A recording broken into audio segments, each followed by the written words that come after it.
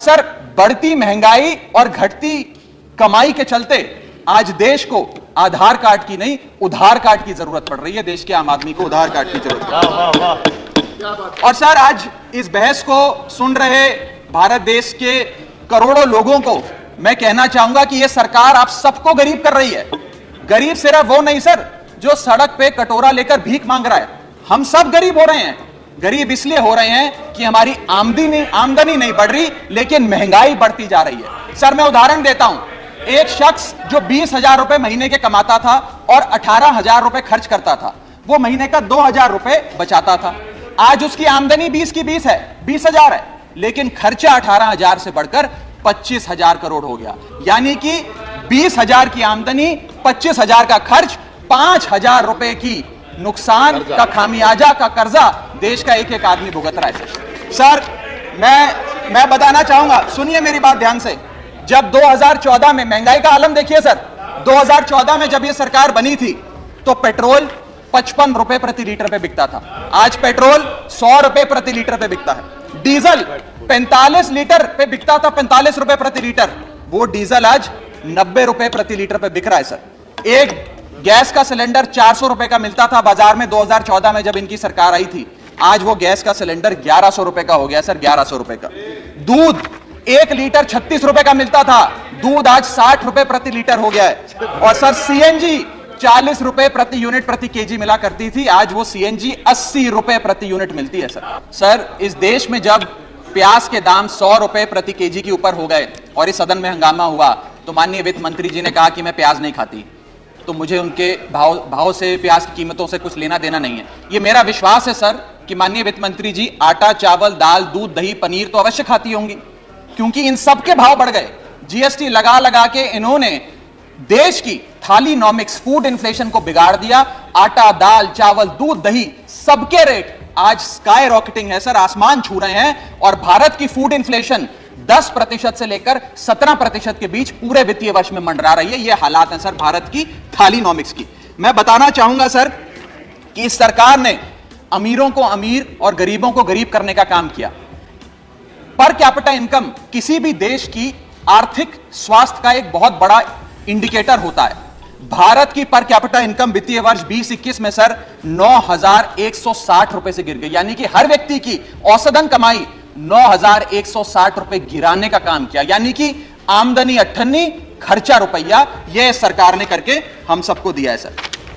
तीसरी बड़ी बीमारी जो भारत की अर्थव्यवस्था को लगी हुई है वो है आर्थिक सुधार का झांसा, the hoax of economic recovery. इस वित्तीय वर्ष के पहले क्वार्टर में भारत की आर्थिक विकास दर 13.5% थी। दूसरा क्वार्टर आते आते, जिसे फेस्टिवल क्वार्टर कहते हैं, जिसमें बड़े बड़े त्योहार आते हैं, जिसमें खपत भी बढ़ती है, उत्पादन भी बढ़ता है, मांग भी बढ़ती है, उस क्वार्टर में आर्थिक विकास दर 13.5% क्वार्टर 1 के मुकाबले गिरकर 6.3% पे आ गई सर, यानी कि आधी हो गई।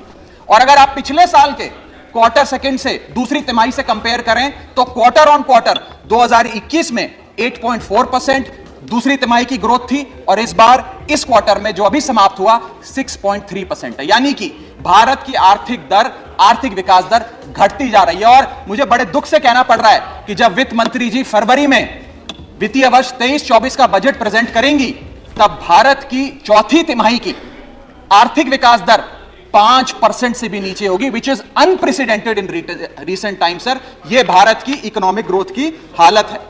और यह वर्ष तो जो बीत गया, इस वर्ष तो आपने आर्थिक जो विकास दर था उसकी ऐसी तैसी कर दी। अगले साल के आर्थिक विकास दर के आंकड़े सुनिए। सरकार चाहती है हम 8% पे आगे बढ़ें।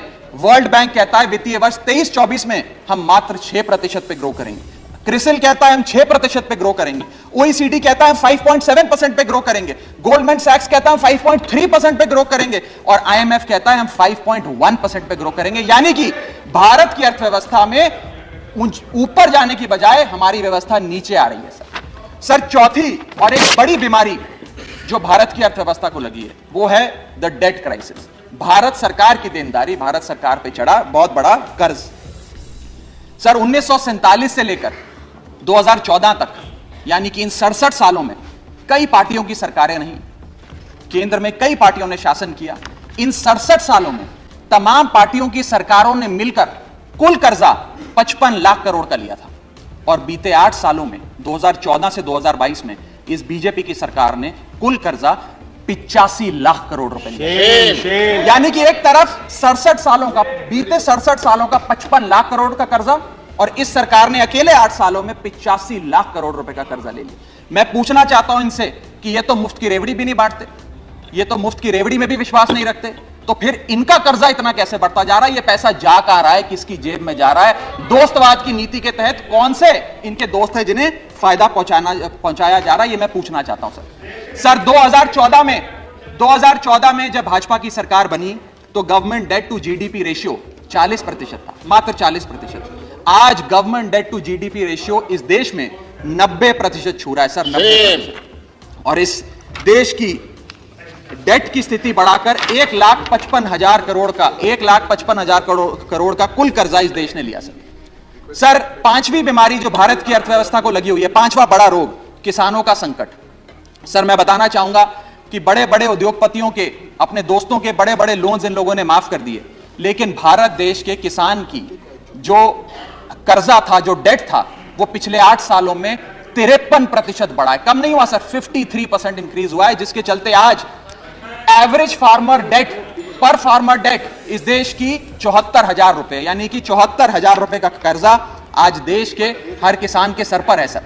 अगर किसान अपना कर्ज का भुगतान नहीं करता तो उसके नाम के नोटिस चिपकाकर किसान की बदनामी करती है यह सरकार, और बड़े बड़े उद्योगपति जो लाखों करोड़ रुपए डकार गए उन्हें बिजनेस क्लास में बिठा के देश से रवाना करती है सर ये सरकार। सर आज हमारा देश का अन्नदाता, देश का किसान जो हमारा पेट भरता है, जो हमें खाना देता है सर, आज वो जहर खाने को मजबूर हो गया है। एनसीआरबी का डेटा बताता है कि वित्तीय वर्ष 21-22 में 10,851 किसानों ने आत्महत्या करी। यानी कि इस देश में औसत रोज के 30 किसान आत्महत्याओं की आती है, 30 किसान रोज इस देश में आत्महत्या कर रहे हैं। हम आजादी का अमृत महोत्सव मना रहे हैं and 30 farmers per day in this country commit suicide sir. मैं अपने ट्रेजरी बेंचेस पे बैठे मित्रों को यह भी कहना चाहूंगा कि किसान भोला है, भुलक्कड़ नहीं है। वो ये नहीं भूला कि 1 साल आपने उसे खुले आसमान में सड़कों पे आंदोलन करने के लिए उतारा था, जिसमें 800 से ज्यादा किसानों की शहादत हुई सर। और सर किसानों के बारे में मैं एक आपको बड़ी महत्वपूर्ण जानकारी देना चाहता हूं।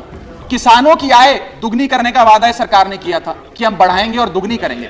आय दुगनी करना तो छोड़ दीजिए, स्टैंडिंग कमेटी ऑन एग्रीकल्चर की रिपोर्ट बताती है कि 4 से ज्यादा राज्यों में आय बढ़ाना तो दूर, 30% किसानों की आय घट गई सर, बढ़ाना तो दूर की बात।